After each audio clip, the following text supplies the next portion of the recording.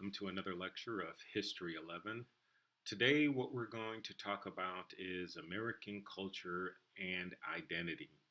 So, the real question that we're going to present and to sort of look deep into is what does it really mean to be an American? So, if you can imagine, we have a nation that has essentially formed itself out of the British Empire. And so, those individuals would have been deeply British down to their politics, to their culture, to their religions, to their ideology, would have always emphasized a British orientation. And so now that they are no longer tied to the British Empire, how will they forge a new identity, a unique and distinct identity? And so that is the fundamental question about what we're looking at today. So what we're going to do is just offer some brief hypotheses about the American colonial character and to state how this culture that we would eventually call American culture seems to develop over time. And what we'll do is we'll look at a thesis called the germ theory as it relates to American culture. And I'm going to say this twice because I often get students who will end up writing papers and they will emphatically not understand a word that I'm saying here. Germ theory is not about germs, not the kind of germs that make you sick. It is a trope, or it is an allegory where they're using this idea of germs to make a point about how culture spreads like germs. So if you can imagine yourself sneezing and not covering your mouth and those germs being pushed out into the air, right? That's essentially what they mean by how culture spreads like germs, but it is not germs as we know them. So what we're going to be doing is really defining the social and cultural political structure of American society and make those links between English culture and essentially American culture. Now, in order to do that, we need to go over one term, and that is called syncretism. Syncretism is essentially an idea or a concept where one culture eventually blends in with another culture, and then out from that culture comes something totally new. You can kind of think about this when we were talking about the dialectic, where you have two opposite arguments. Both of these arguments meet each other, and out through the tumbling and jousting between these two arguments, a whole nother idea comes out. And that is essentially what syncretism is.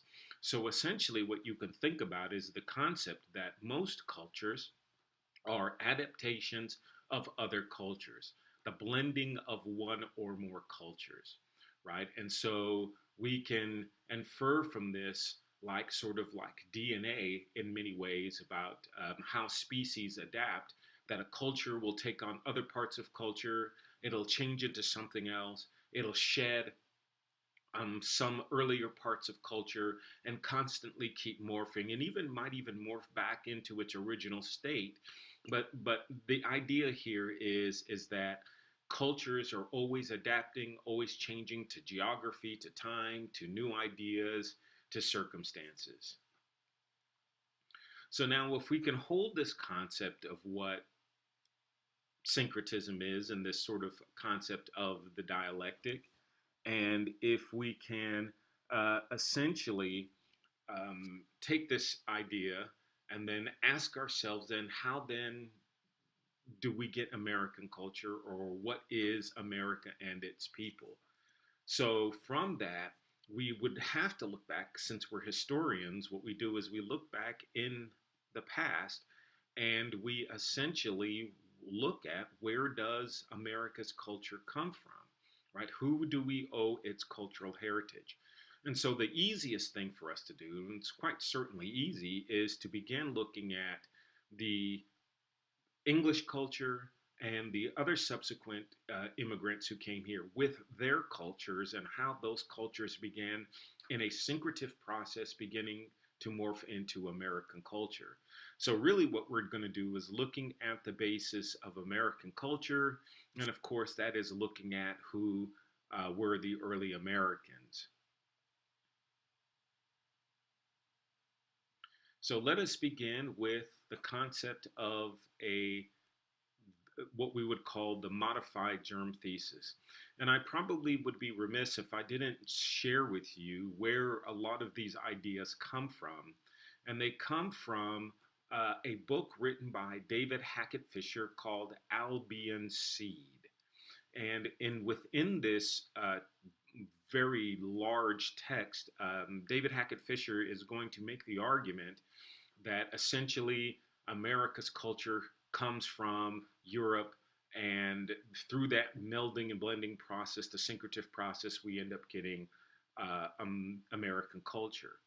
But from his text, we get the concept of the modified germ thesis, and what that basically means is that from 1629 to 1775, in the place that we presently call the United States, there were four waves of British or English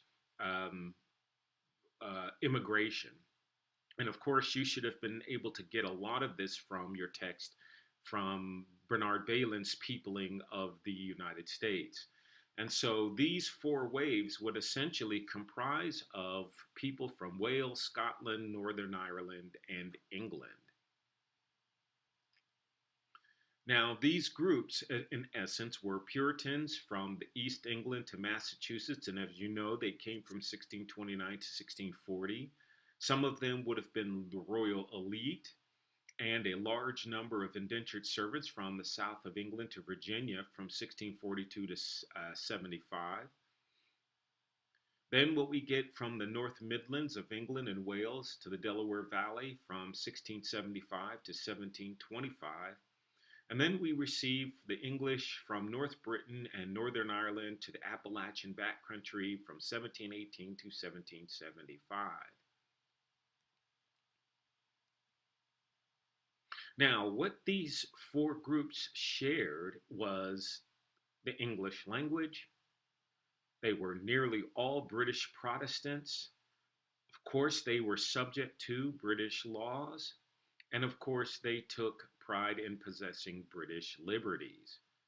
There were some differences, and usually those differences were not in terms of the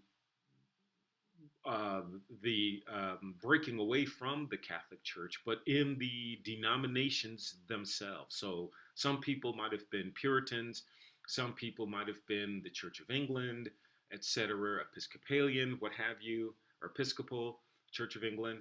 So they would have had those kinds of differences, but just generally speaking, everyone spoke English. They were all Protestants. And of course, they had some history in living under British laws. The other major difference between these groups was that, of course, they would have different social ranks. Some of them would have been indentured servants. Some of them would have been gentry. Some of them would have just been simply pure, middling, free English people who came over. Some of them, of course, destitutely poor. Others seemingly better off.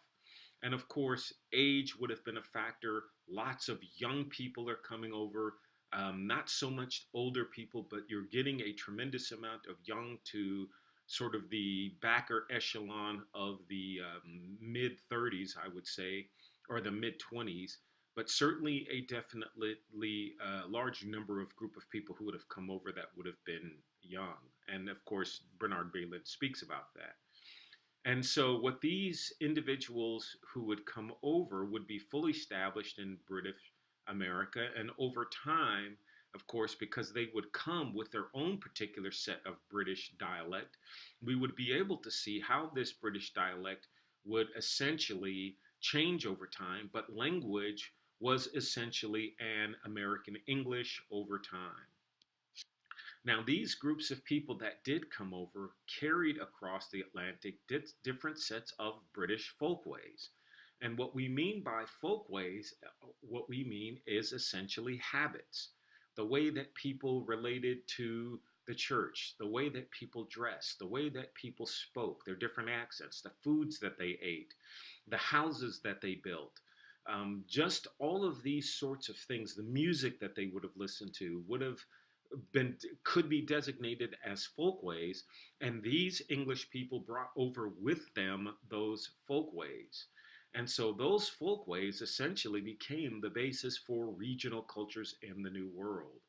And we can see what folkways really means from William Graham Sumner, who was a professor at Yale, a social Darwinist, who once said about folkways, men begin with acts and not with thoughts.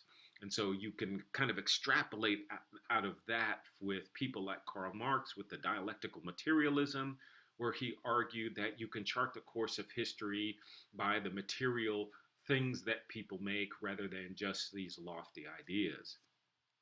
And we can see how this sort of extends out literally by looking at the English Tudor house in the United States and then looking at an English Tudor house in the United Kingdom. In many ways, they are very similar. So, folkways would be defined as usages, manners, customs, mores, and morals, each practiced more or less consciously or unconsciously in every culture. You don't have to think about them, you just necessarily do them. So you can think of the culture that you have, right? Particularly if you've come over from another country and you've started adapting American way of doing things. So one of them that usually people talk about quite a bit is food, right? Most people who come from particularly third world countries don't do a lot of fast food eating, but as soon as they come over to the United States, fast food eating becomes part of their cultural milieu. You're in your car, you're eating on the road. That's not something that generally people do in the rest of the world, but that is clearly an American cultural habit or a folkway. There are customs of speech, the way that we structure our families. Gender is a big deal, how men and women relate, right? And that it involves in how we relate in terms of other gender ways, LGBT, that sort of thing. Those would all be considered part of this milieu. And of course, the religious patterns of worship would be as well. We can always extend this out to recreation and how we migrate, we move, our associations. Are we Democrats, Republicans, independents? What do we think about liberty, right? And freedom and political restraint? All of these things can be considered folkways. And of course, you can still find these folkways in the United States, these British folkways, of course, in the major dialects of American speech, right? You know that people in California speak dramatically different than people in New York versus people in the South versus people who live in urban areas versus people who live in, let's say, in Alaska, right, or Hawaii, for very different forms of speech patterns, right? And of course, these speech patterns, as I just mentioned, are regional, and they all fit together to make a really complex, dynamic form of American life. Now, we also had to add to this is that what Fisher is going to argue here, and we can sort of jostle with this and sort of think about this in some grand way, is that he makes the argument that the other races that came, and what we would describe as races, is let's say that the Germans, the Irish, the Italians, all these other groups come over, they would eventually be dominated by British culture. No one in this country speaks Dutch. No one speaks Gaelic.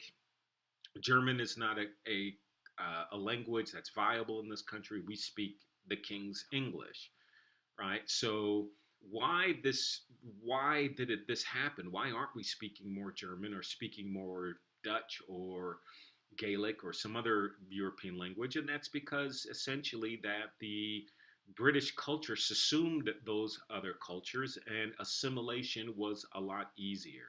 So what Fisher is arguing here is that for whites of Europe, they assimilated into this milieu of Britishness, right? Because for people who were of African descent, assimilating is a hard thing to do because your skin color gives you away, right? So let's say that you have a town like Boston and there's a lot of German prejudice in Boston and you are German. All you have to do is drop your accent, learn English, sound like everybody else does, and no one would be able to tell where you came from. But that wouldn't be so if you were black, or let's say if you were Asian, right? That's a lot harder thing to do. So for Europeans, assimilation is a lot easier, and the big, gigantic cultural stream or norm of the time period was English, because that was the majority of people who were coming over into British North America, and hence that culture would today dominate. But what is strange or interesting about this whole topic of British culture dominating is that if we look at the American population today, only about 20% have any British ancestry at all. But we can look at this and we can say that it is, though, the basis for white culture in America. Now, with that, when we're talking about this sort of the folkways of, or British folkways, we also have to consider America's African cultural roots.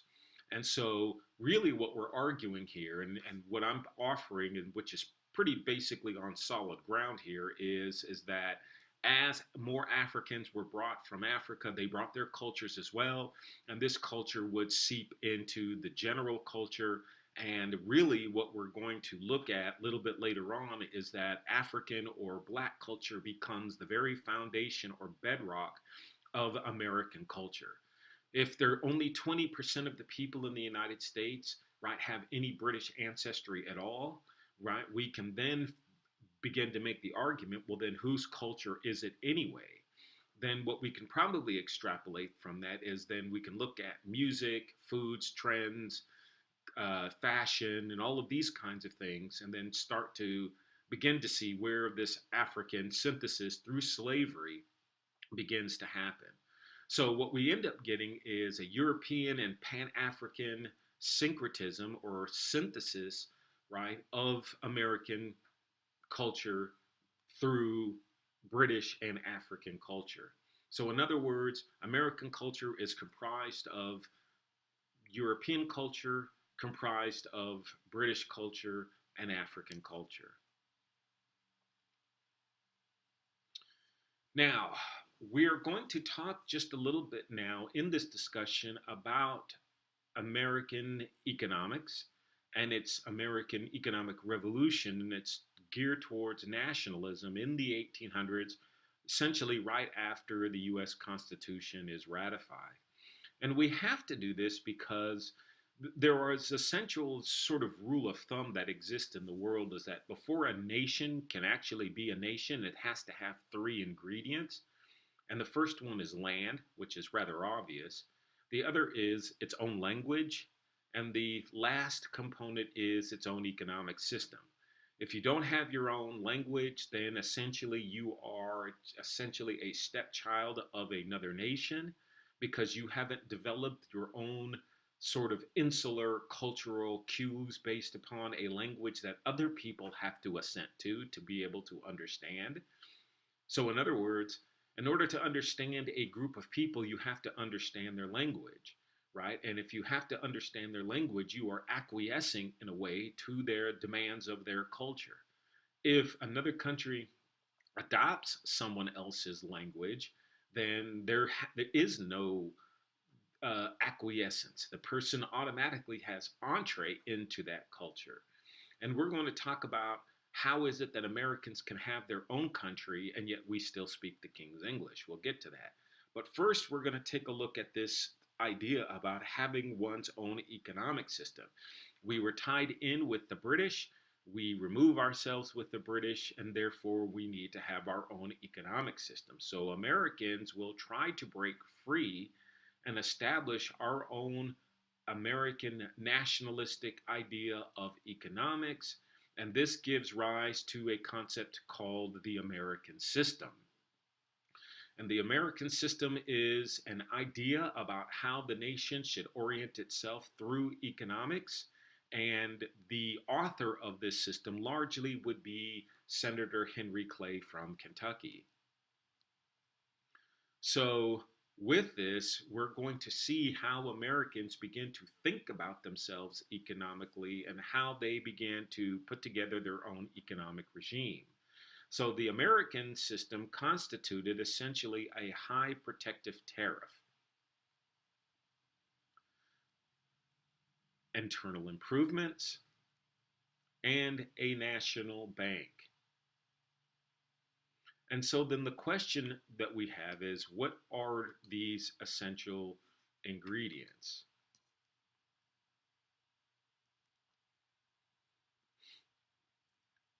As we said, proposed by Henry Clay.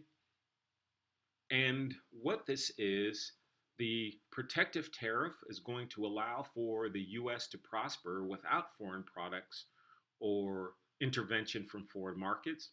So, if you're listening to this lecture today, and this is the you should be somewhat aware of the politics that are going on in the White House. And one of the things that President Trump campaigned on was the idea of a trade war by instituting protective tariffs against steel. And so this was the same idea by Henry Clay, is that you would put a tax on foreign imported goods, making them so expensive that Americans would in turn then buy American goods rather than foreign goods. And what was the point here? The point here was to allow American manufacturers the opportunity and the time to strengthen their factories and build better products without competition from foreign goods. The creation of a national bank would mean that you would float a common currency, that you would not have disparate common currencies from state to state.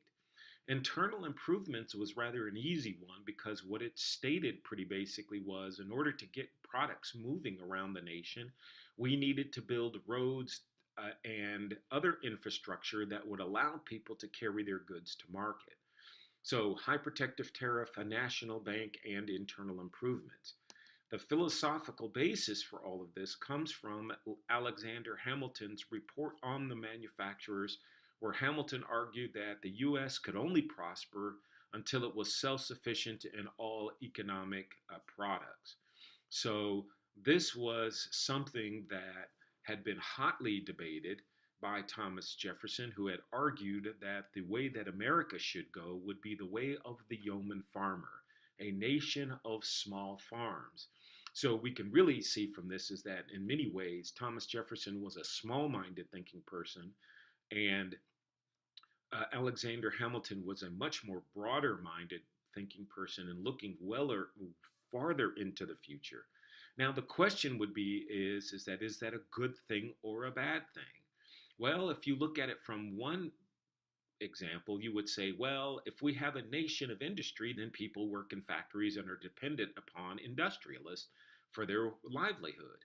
If you look at Jefferson's point of view, he says that no, we should be a nation of farms. And that way you wouldn't have to be dependent upon anybody for your upbringing.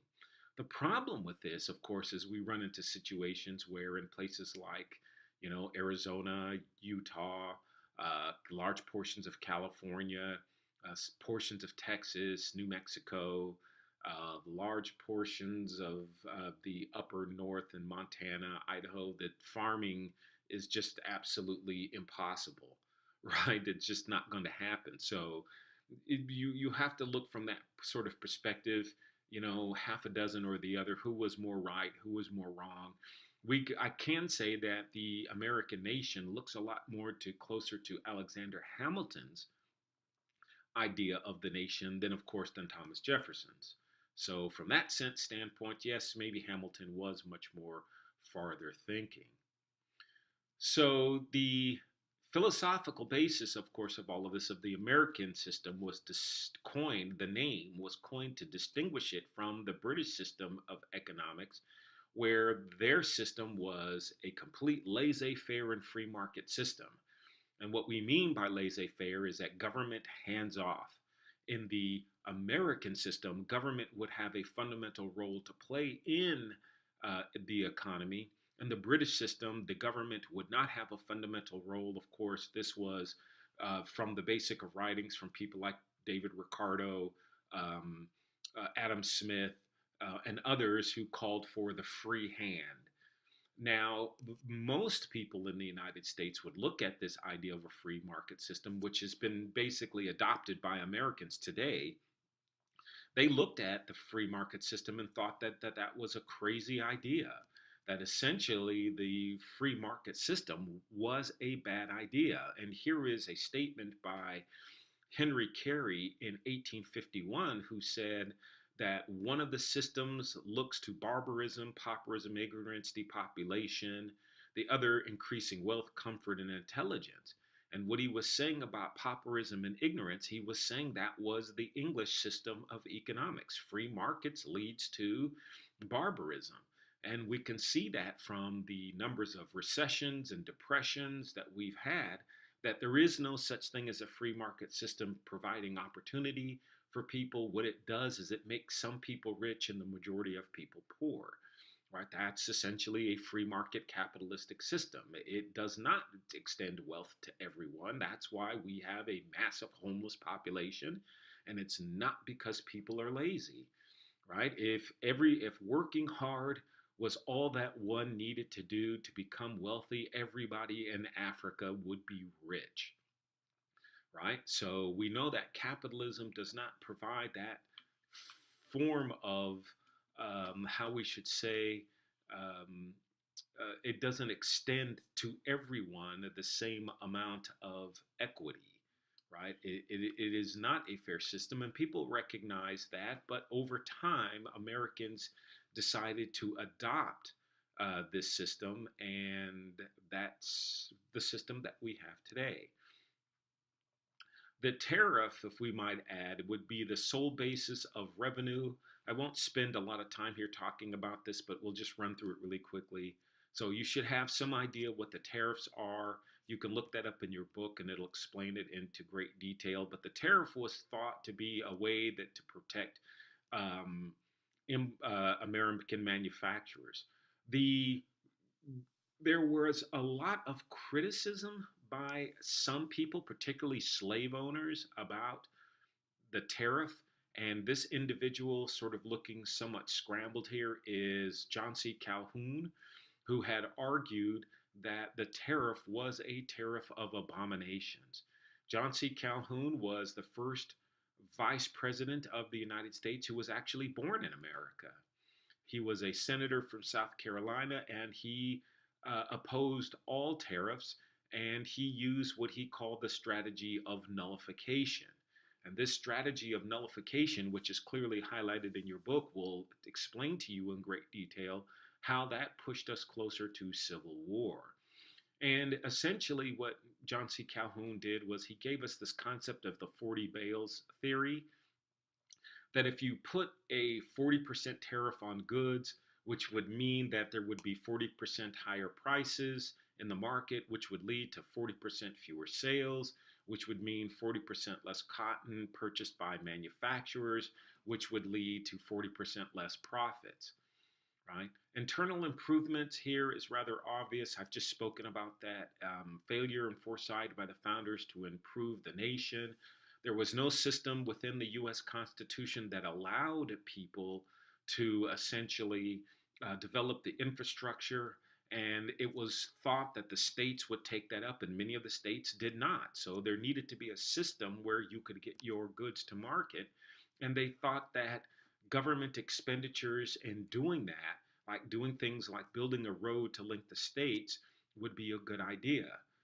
Um, Thomas Jefferson made proposals, right, to making a road out into the Western Territory, right, where the Northwest Ordinance was formulated, right? So these were sort of the kinds of questions that people were asking, right? So they eventually built the Erie Canal, the Cumberland Road. Um, there were lots of disagreements about whether or not the Constitution gave the federal government the right to do this. Today, this is not a question. The federal government builds highways, all sorts of things to get goods and services and people moving across the country. It's not something that we debate by and large.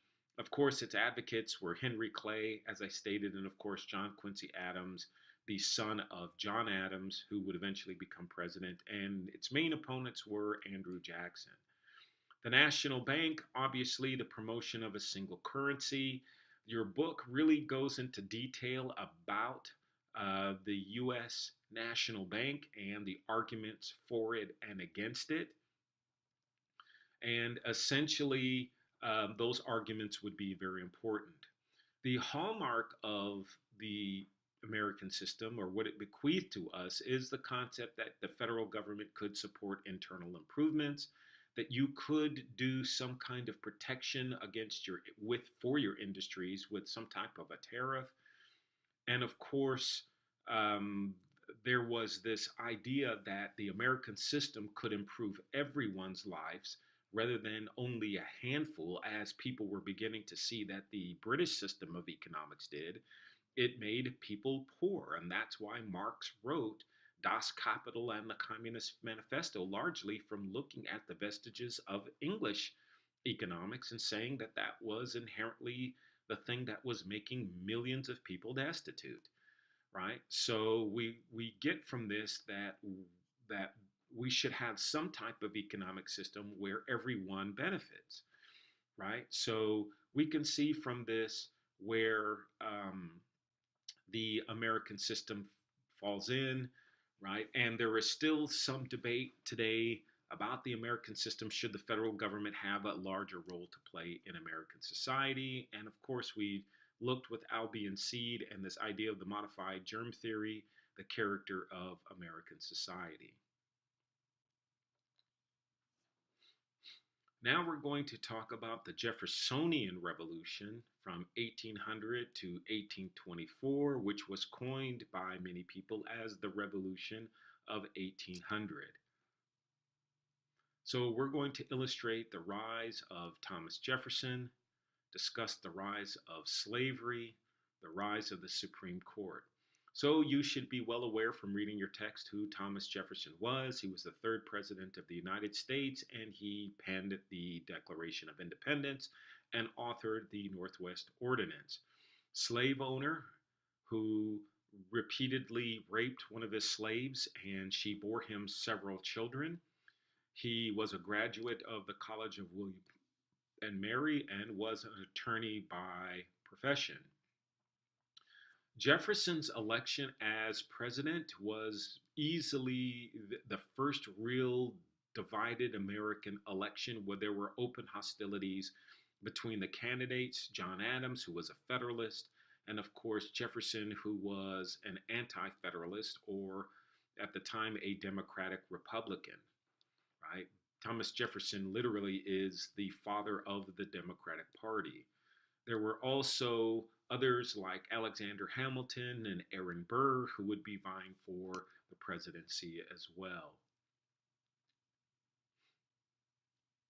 So the ascendancy of Thomas Jefferson really was in direct opposition to the direct power that the Federalists had gained within the government.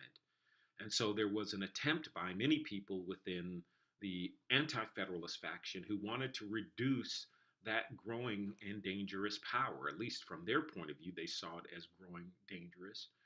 And so they wanted to, in many ways, reduce the size of the federal government and leave as much room for local governments. Now, we have to ask, well, what was one of their main impetuses? And there were a couple. One of them, people just feared concentrated power. The other is that people did not like the idea that you could have a handful of bankers who would control the economic system. And of course, they would essentially do what all people do when they get a hold of money. They want more, right? So there was fear of that. The other idea here that they were really worried about was this particular concept of the federal government could at any moment, if they gained enough power, get rid of slavery. And so many of these people, like Jefferson, the anti-federalist, were in fact slave owners, and they feared, right, retaliation from people, particularly in the North, who were abolitionists who wanted to get rid of slavery. But what's going to happen during Jefferson's time period is going to be a rise of our own culture or cultural nationalism. We saw with this concept of republicanism, this idea of the Republican mother bequeathing the Republican children or the Republican sons. And that, in essence, that model was what Baron de Montesquieu would argue for, and we saw this in the Enlightenment, the idea of the virtuous citizen, right? The crusade against ignorance, right? Building a proposed nation of schools to educate these Republican children. So, what this meant was, with this idea of building a national school system, the raising the virtuous citizen, the Republican young men and women, um, th- this idea is that the United States was flexing its muscles and trying to figure out how it could, in essence, create a new nation. So they needed to create a new culture. So they dreamed of American literacy and artistic life, right? So they dreamed about having their own theater, their own books, their own plays. Instead of having to go to English concerts and watching English plays and reading English books, people in America realized that they needed to have their own culture. Now, going back here just really quickly to this concept of having our own language, what essentially happened in the late 1780s, we began to create our own American form of English. So people like Noah Webster began to change British English into an American English. So he did things like he changed the spelling of words, right? Here in this particular instance, honor for honor, right? And out of this came the American Dictionary of English Language in 1828. We also got people like Washington Irving, who wrote books like The Legend of Sleepy Hollow, Rip Van Winkle. We have people like Irving who are making myths of American history. We get this concept of Gotham being New York, the concept of the almighty dollar, right? The New York Knickerbockers. He wrote The Life and Voyages of Christopher Columbus, The Life of George Washington, where in fact, I should go back here, where in fact we get much of the mythology and the false writing of George Washington. But the point here that I'm trying to make is that that was all done to sort of create our own American identity. We also get the invention of technology, and probably the single greatest invention of its time period was the cotton gin in 1793. The reason why the cotton gin was manufactured is this: it took slaves quite considerably a lot of manpower and time to pull the seeds out of cotton. This was all done by hand.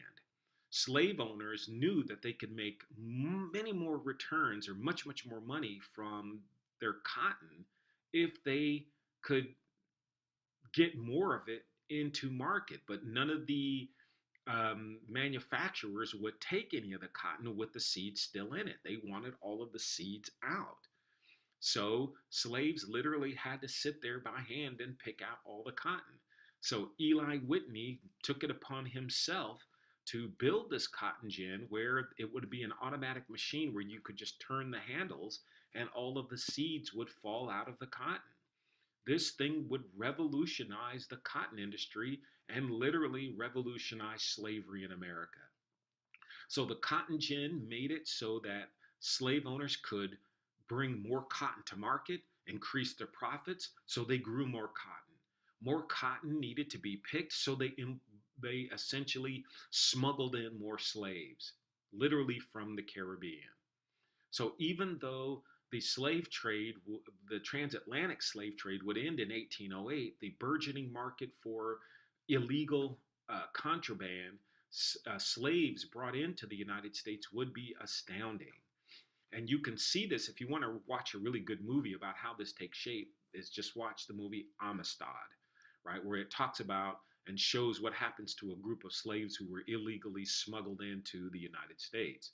But the cotton gin really was the invention that really solidified the South and America as a slave society. So from here you can see by 1793 about 180,000 pounds of lint, as they called it, was produced.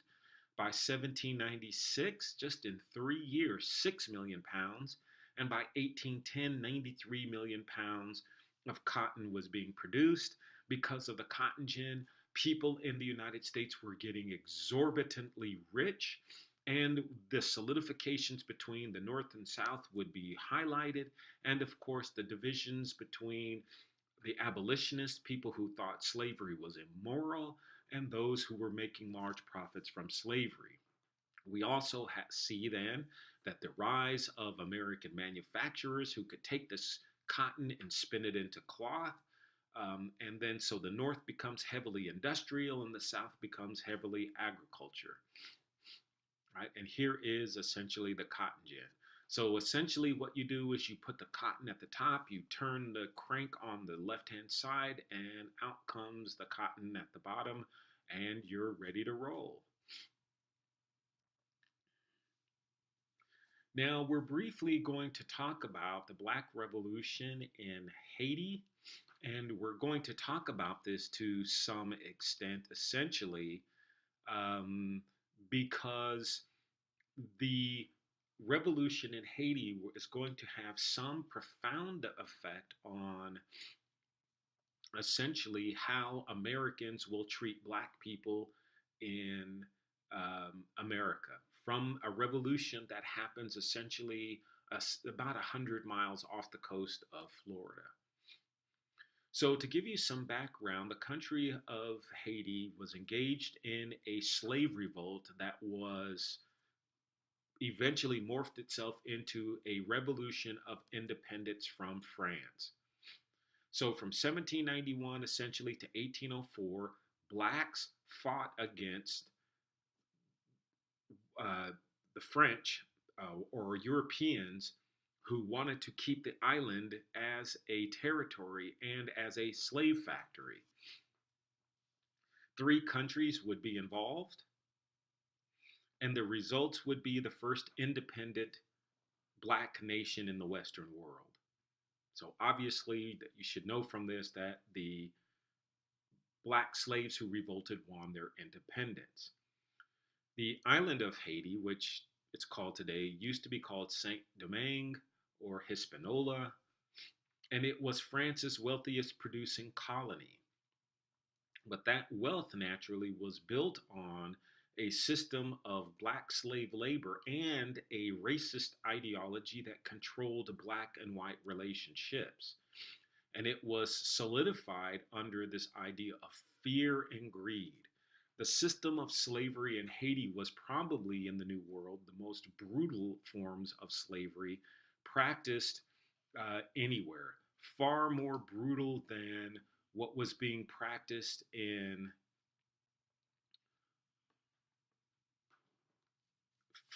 essentially far more brutal than what was being practiced within the United States. So from that particular perspective, we can say that although we can say that there were slave revolts and rebellions that happened in the United States because the system here was brutal as well, it was far much more brutal, I think, in the West Indies or in Haiti than it was in the United States. Now, this doesn't mean that Americans, will get some kind of leeway with that, of course not. But it just goes to show you that that the opportunity was ripe for rebellion within Haiti, and they were able to do it.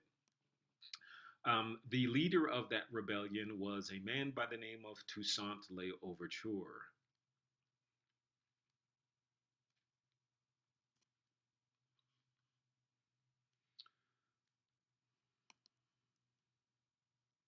Here is a map, and it really sort of doesn't do it justice.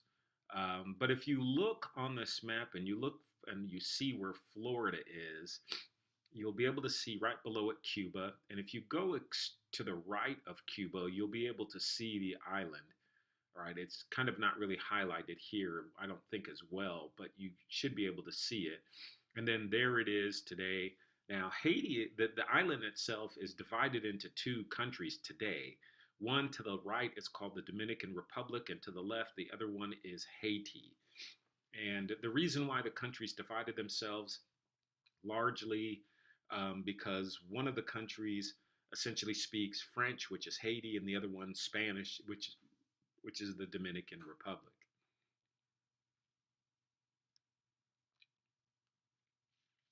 What touched off the revolution in Haiti was the French Revolution, right? So the French Revolution in 1789 culminated in the building of the French National Assembly, and they ended slavery throughout the French Empire. And they also penned a document that is akin to our Constitution, akin to our Declaration of Independence, called the Declaration of the Rights of Man, and within it is the idea of liberty, fraternity, and equality. Now, once this was done, news, of course, flashed back to Haiti, and of course, the slaves would hear this stuff and they would realize that, in essence, they were free. So that's, in essence, how the rebellion would take off. Now, you're asking, is that, well, I thought they were free. Well, Napoleon comes to power and rebukes the freeing of slaves because Haiti is making France rich. And so there was a movement by Napoleon to re-enslave the population, and that's hence where the rebellion begins. Now, why this is important in American history is because this slave revolt, which was successful, breeds fear amongst whites in America because they fear that that revolution could expand. So what happens? The southern states, which have all of the slaves, essentially, begin to develop militias, local militias, in case there is a slave revolt. Those militias will be quick to put down those slave revolts. So what we end up having is these militia systems, a heavily armed South that develops in an effort to put down slave revolts and eventually control the black population, free or enslaved, in the United States. Now, what we also will see during this time period is the doubling of the national domain, the Louisiana Purchase, where the United States, in a sense, develops or a relationship with France, obviously, because Thomas Jefferson has good relationships in France. Napoleon needs money to wage his war in Europe. So he sells us literally a large stretch of land that essentially belongs, I think, to Native Americans, but nevertheless, it is bought and paid for by the United States for $80 million, and it really doubles the national domain. Probably one of the dumbest sales that anybody could have ever made, because what we get out of that is America's Midwest and its breadbasket, right? So that's something that Napoleon couldn't have envisioned at the time, but in a sense, that's what we end up getting out of it. Right? And of course, these red lines here depict the travels of Lewis and Clark, and the black line sort of gets us the travels of Zebulon Pike. Right? So your book has some pretty good details on that. You should have some idea about the War of 1812. Your book will have some discussion of who the war hawks were and what their agenda was. And of course, what I would argue here is that the main impetus for this war against Great Britain is that Americans were sowing their oats. There was a whole new crop of American leaders who didn't think of themselves as having any ties to Great Britain. They were essentially American, and they pushed the country closer and closer into war. Some people, or a group of these war hawks, wanted to invade Canada and literally take it over. These war hawks, of course, were Henry Clay and John C. Calhoun. And of course, there were other people who were against war, and they would be called the Dubs. So you should have some idea about James Madison's messages to Congress, right? The seizure of American citizens, blockading of American goods, and sort of the propaganda and the rhetoric that went back and forth, and how Madison eventually leaves it up to Congress to declare war.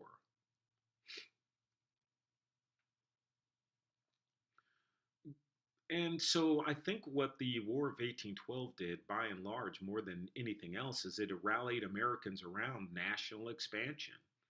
And it also exposed the dangers inherent within our own political divisions, right?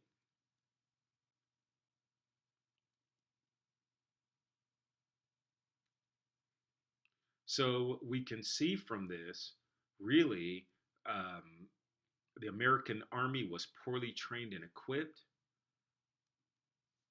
It literally was floundering because it couldn't figure out how to collect in its revenue. So Americans fought a number of battles which resulted in resounding defeats. And of course, the British scorched the Capitol building in White House. And from the War of 1812, we get Francis Scott Key's Star Spangled Banner. And most people never take time out to actually read the Star Spangled Banner. And I think everyone should. You should just Google it. Francis Scott Key went down in American history as a revered figure, but he should not be revered. He was an extremely racist individual. And part of the Star Spangled Banner actually talks about killing essentially black people. Most people do not realize this, but Francis Scott Key had some bad issues with black slaves, and he penned this in some of the stanzas of his Star Spangled Banner. Those are the parts of the Star Spangled Banner we do not sing, right, for obvious reasons, but most Americans do not know this. But it would behoove you to take some time to just look at it one or two times, because if you sing it, you should know what it is. Now, we should have some discussion about Indian organization because your book will cover that.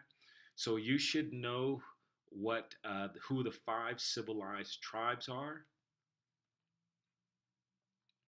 You should have some idea about what the Native Americans would say about the incursion of Europeans.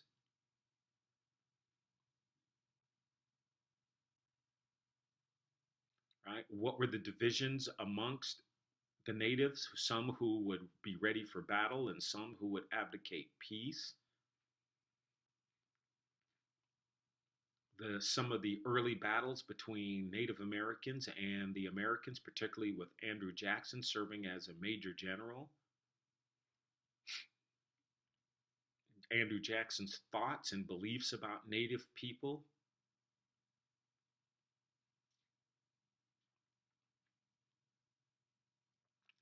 The battles that made Andrew Jackson famous, which would eventually lead to his election as President of the United States.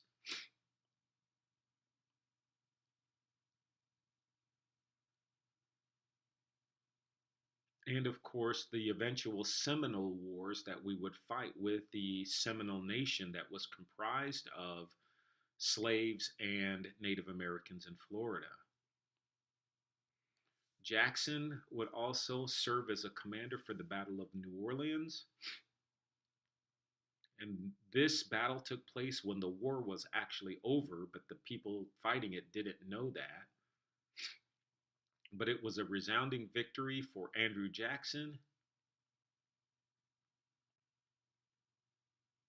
And of course, it added to his luster. The Treaty of Ghent was signed in 1814.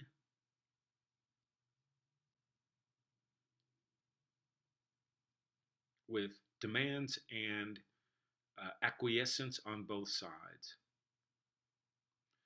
So we get an era of national cultural formation, the rise of Thomas Jefferson, the expansion of the American territory, and we didn't really talk about confidence with the American Supreme Court, but you should read that in your text.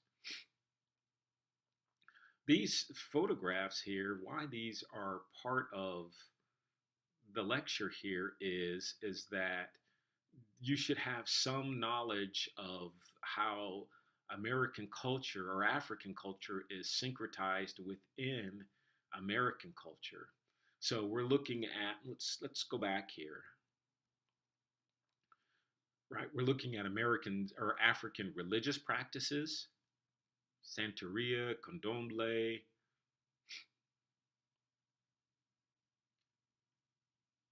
African musical heritage, its instruments, Mardi Gras, its festivals, its foods, etc. Now we're getting closer to a concept that we must go into, and that is the age of Jackson and the creation of white identity politics, and essentially the creation of whiteness. So what we're looking at is from 1830 to 1857. And I'll explain a little bit more what this means as we move through this portion of the lecture. So the significant events that you should know that happened are the War of 1812, the era of good feelings and the one-party system. Your book will outline that. The Erie Canal, and this is part of the American system, is completed by 1825. By 1826, Thomas Jefferson and John Adams both die, so it's the end of a sort of generation of British people who fought to end British rule. Those people are all dying. And then the second generation of American politicians are arising. The 50th anniversary of the Declaration of Independence, and by 1828, the election of Andrew Jackson as President of the United States.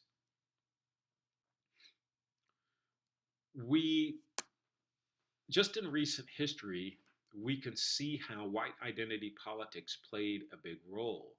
Let's take a look at the election of Mitt Romney and Barack Obama, or the election of Obama and the candidacy of Mitt Romney. In the 2012 presidential election, where Romney received 56% of the white vote and Obama received 95% of the black vote. Obama received 82% of the Hispanic vote, and those people who were neither black or Hispanic, 89% voted for Obama. So what we're seeing here is that literally about 40% more plus minus more people, whites, are voting for Obama, but the vast majority of white people are voting for Mitt Romney. So that is what we mean by white identity politics. Minorities identified with Barack Obama and voted for him, but not so with white people. And the question is why? In the 2016 presidential election with Trump and Clinton, 58% of whites voted for Trump, with just 37% of whites voting for Clinton. Here is a picture that highlights the Democrat and the Republican interns. So on the left are the Democrat interns, which you can see from this: blacks, Asians, Latinos, whites. And this is the Democrat interns, which is just pure white. Or I'm sorry, this is the Republicans interns, which are pure white on the right. That is Speaker Paul Ryan. So then the question that you can ask yourself is why is the Republican Party essentially the party of white people? And why is it that the Democratic Party is a multicultural party? This has to do with white identity politics. So what is it? Where did it come from? And how does it affect others, how they act or how they behave politically? We can go back to the ascendancy of Andrew Jackson, who was the seventh president of the United States, 1829 to 1837. And Andrew Jackson, we know, was a slave owner, major general in the War of 1812, elected to the House of Representatives in Tennessee, and of course served in the U.S. Senate. Here is his slave plantation, Hermitage. This is a statue of Andrew Jackson in New Orleans because of the Battle of New Orleans. Andrew Jackson was a Democrat, not a Republican. The Republican Party does not get invented until the Civil War by Abraham Lincoln, essentially. So, what does this mean? The two-party system that we have today, Republicans and Democrats, those two parties are unlike what they were when they were formed. So, in other words, the party of white people historically has been the Democratic Party, and the party of minorities historically was the Republican Party. The two parties switched in the 1950s. So that means that since the 1950s, the Republican Party has been the party of white people, and the Democratic Party has now the party of minorities. Why did this happen, and why did they switch? Southern Democrats did not like the idea that black people in the South, once they were registering to vote, they were joining the Democratic Party because it was the only viable party in the South. And so these white Democrats left the Democratic Party and they formed their own party called the Dixiecrats. The Dixiecrats were too small, and so they were courted and brought into the Republican Party by certain Republicans who believed that they could manage them. And of course, those Dixiecrats now have taken over the Republican Party, and they are Tea Party members or Trump supporters. So that's essentially how it is. But back in this time period, in the 1830s, right, the Democratic Party was the party for white people and largely Southerners with a handful of New Yorkers. Their professed enemies were elites, the wealthy, religious denominations, blacks, women, and Native people. The party was claimed by Thomas Jefferson, and they claimed to be the party of working men, and they opposed the abolition of slavery. They were pro-slavery. They also opposed women's rights. They opposed the establishment of a dominant church, and they also believed in laissez-faire government, hands off, don't touch slavery. They feared taxes and, of course, opposed government spending. Now, with this, during this time period, we're beginning to see immigration and white assimilation between 1830 and 1850, where about 2.3 million immigrants come to America. This mass influx of people are moving into essentially urban areas.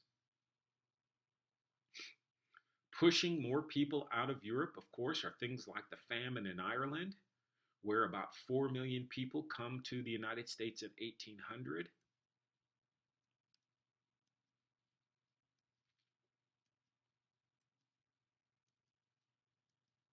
So that by 1870s, 20% of the New York population is Irish. And here's what people thought about this influx. They thought that it's the Irish's poor were all coming over to America.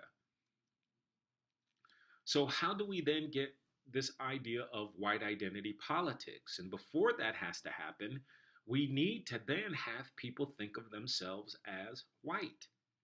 So as we stated earlier, people didn't think about themselves as being white. They thought of themselves as being Irish, German, Scandinavian, Dutch, African. They didn't consider themselves to be a color. But as more and more slaves were brought into the United States and slavery began to take hold and we became a slave society, people were demarcated by their color. We just automatically converted blackness and equated it with slavery, the lowest status one could have in a society. So if you came to this country, you wanted to make sure that you were not associated with anybody who is black.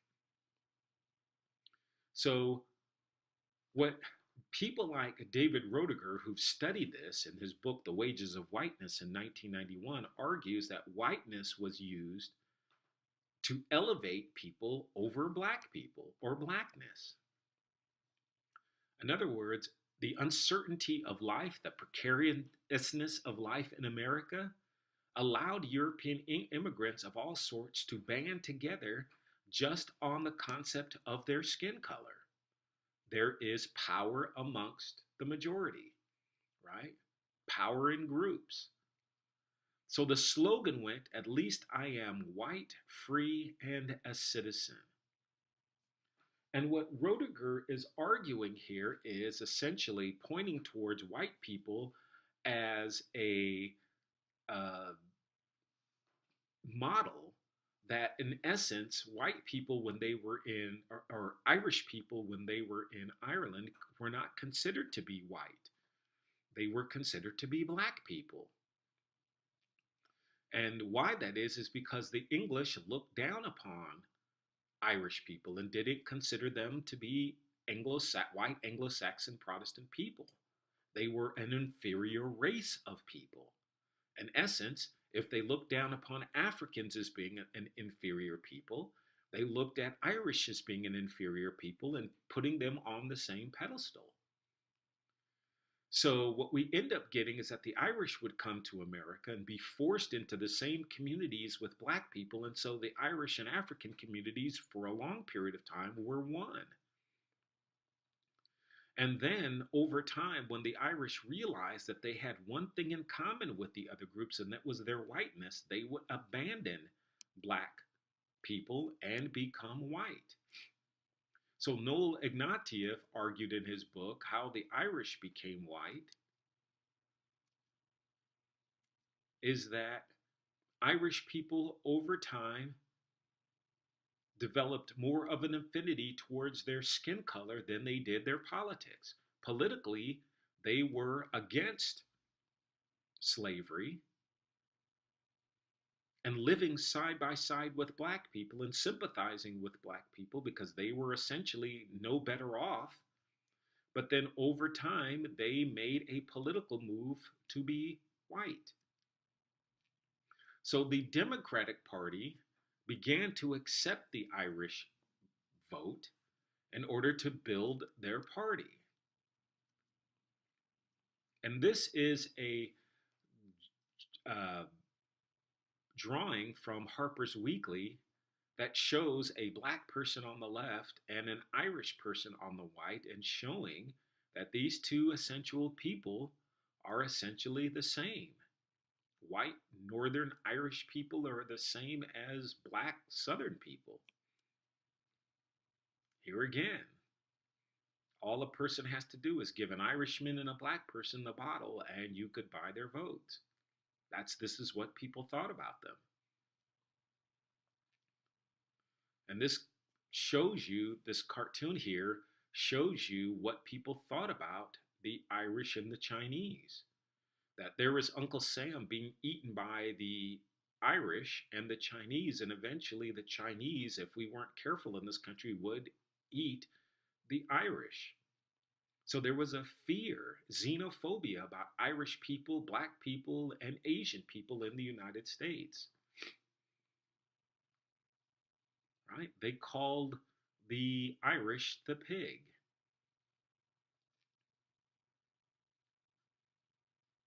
They drew pictures of Irish, Anglo whites or English people, and black people. And if you look at this drawing, you can see that the Irish and the black person, the Negro, are essentially drawn almost exactly the same.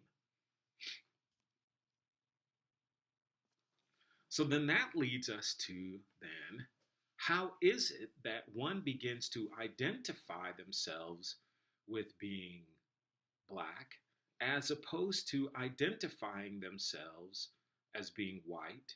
How did all of this stuff happen? Well, it happens essentially through this concept we call minstrelsy. So, minstrelsy is a art form that developed during the Jacksonian era, and it illustrates this movement towards white cultural dominance to create a specific American culture.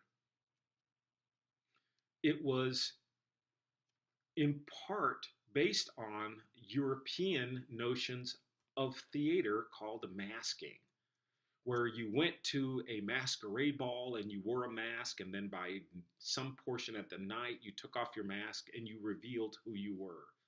This is what minstrelsy became. So how did minstrelsy work? Minstrelsy worked where you had actors, before they went on stage, would essentially black their face.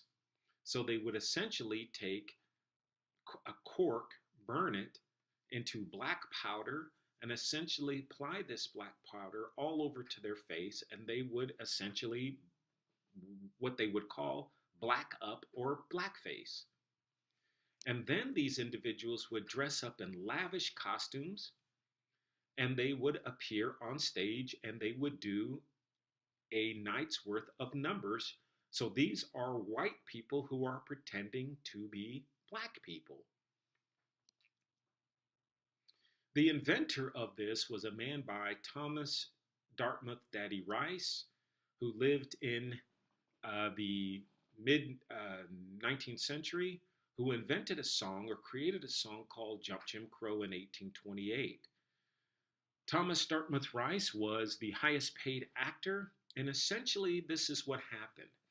He argued, or at least told the story, that he was walking down the street and one day he stumbled upon a slave who was doing a song and he asked him to teach him this song. So this slave named Jim taught him the song, and eventually it became Jim Crow. So Thomas Rice put on these torn up clothes and pretended to be a slave and sang the song Jim Crow, and it made him famous.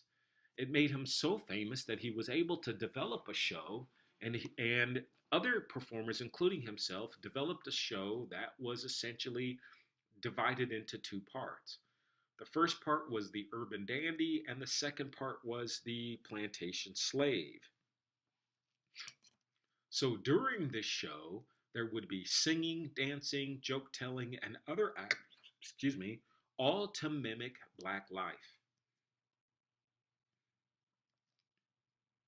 So from here, you can see the lyrics that they were mimicking black speech, black dance, black music, black jokes. So it's probably hard to get your mind around this about exactly what was going on, but essentially what this is that white people in America are essentially trying to create a theater, right, or a culture of theater, and they look and see around them that there's no real viable culture among white people, so they adopt the culture that is literally staring them in the face, and that is black music, black dance, black art, black dance.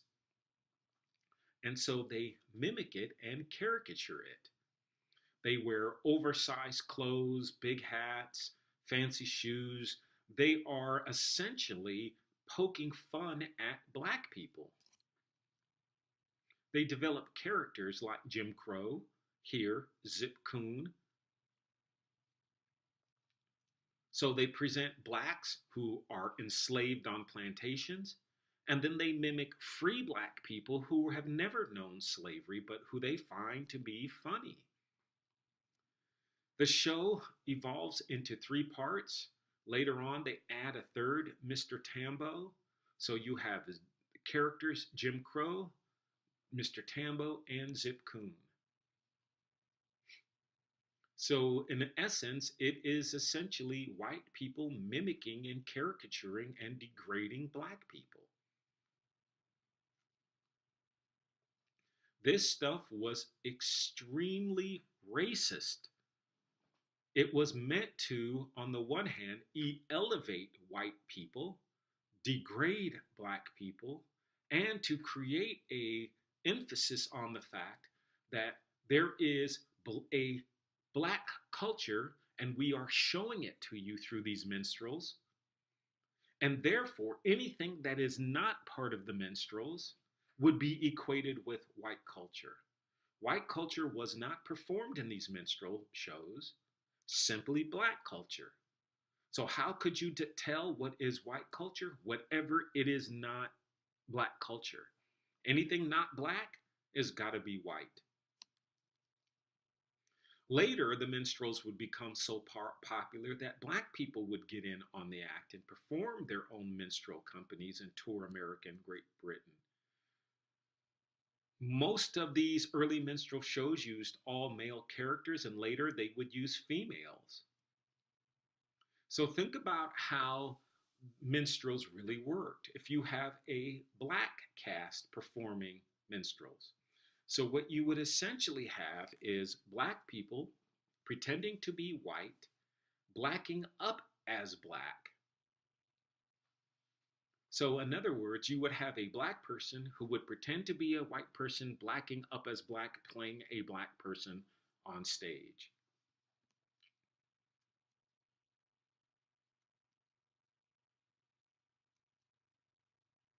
Minstrels were so popular that it immersed itself into American popular culture.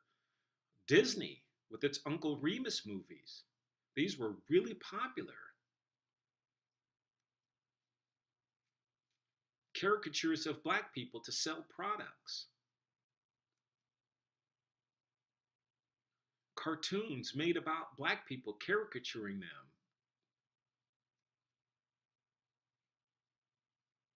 Hollywood movies depicting these stereotypes of black people, selling more products.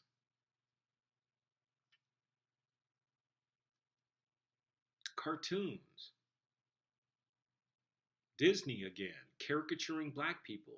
Most people don't realize that Disney, for a good part of its existence, was an extremely racist institution. More degrading aspects, all stemming from minstrelsy, caricaturing and degrading black people. All of this was done with the sole purpose to elevate white people and degrade black people. So out of this milieu, you will get whiteness and the degradation of blackness throughout popular culture. Amos and Andy was a TV show and a radio show in the 1920s and 30s, minstrelsy, where two white men dressed up as black people. You see this today with white people consistently putting on blackface for parties.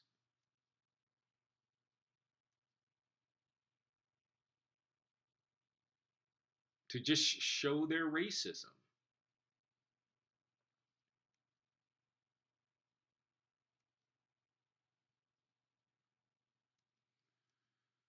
So we can see from this, one, does British culture still loom large in America? What culture is intrinsically American? And what other cultural strains do you see in America today? Okay, this is going to close out our lecture for today. It was a rather long one. I'm extremely winded, but if you have any questions about any of this material, free to contact me.